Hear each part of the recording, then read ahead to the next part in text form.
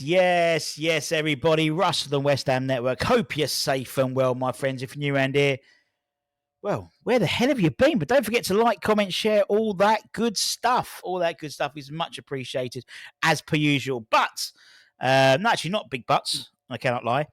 Did a show this morning for lunchtime talking about 75% of what we get for player sales will go to new sales and what that means and all that type of stuff. So go back and check that out.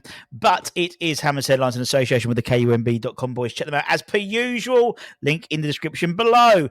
So let's talk about three transfer stories to talk about. Three incomings. Well, they're not all going to come in. Let's throw a warning up there, shall we? Not saying we're going to sign all these players, but as always, we aggregate the latest information and provide it to you so you don't have to go through all that trouncing yourself. Now, a couple of Genoa players we've been linked with. Us and Crystal Palace are among several European clubs keen on Cody de Winter, the Genoa Belgium international striker. Guy we've spoken of before. He joined the Serie A side from Juventus in 2023 on loan, and then he made his stay permanent the following season. His performances helped him make his debut for Belgium last year, and he's attracted interest from several interested parties. As it says, the article suggests that West Ham and Crystal Palace have explicitly expressed their interest in the 23-year-old, as well as the likes of Inter Milan, Benfica, Porto. The Eagles apparently have been told they can make an official offer to Genoa if they sell Antonio Silva. That's obviously in terms of the Portuguese sides. While Porto, Benfica, well, Porto have also inquired and have asked about the economic conditions needed to sign him. He's valued at around 20 million euros, so it's about 7.5 million quid. And Genoa believe they believe he'll change clubs this summer. However, it could be suggested that West Ham could have a slight edge, and that slight edge being Maxwell Cornet. As we know, he went out on loan with them last year.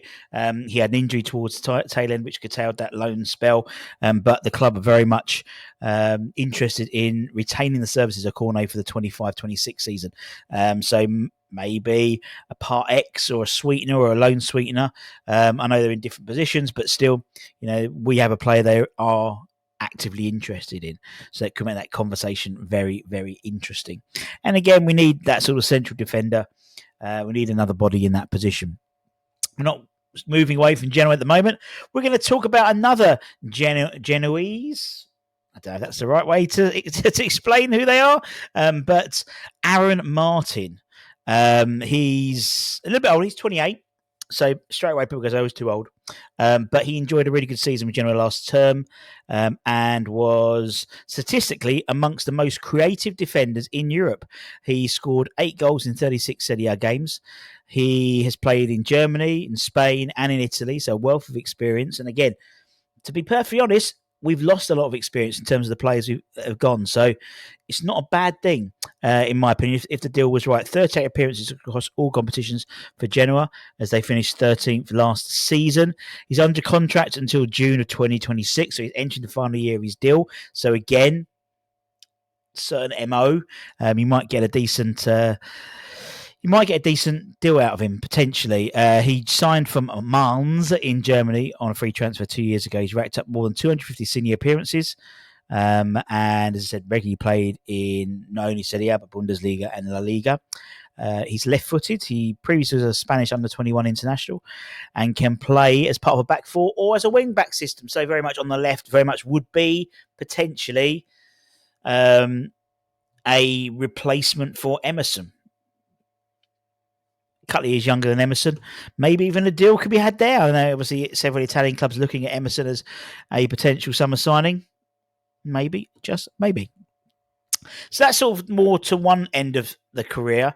What about being linked to the left back who's relatively early on in his career? Well, according to ex-WHU employee, West Ham and several other Premier League clubs are set to battle for the Senegalese international El-Hadji Diouf, who is, according to the article, and articles I've read, one of Europe's top left wing-backs. Slavia Prague bought him last summer, Was it summer 4? And they're looking for a check record fee for him, particularly with all the interest that he's getting from not just Premier League clubs, but wider European teams. He did have an injury, so that's why West Ham come calling. I think it was towards the beginning of the year. So he was recovering from that, but he's expected to move in the transfer window. As I said, he's young, he's 20. Slavia Prague rejected 2 bids from Crystal Palace in January, with the highest being in the region of £15 million. As I said, they're looking to break the Czech record, which stands at £17.4 million and was paid by West Ham for Thomas Souček in 2020.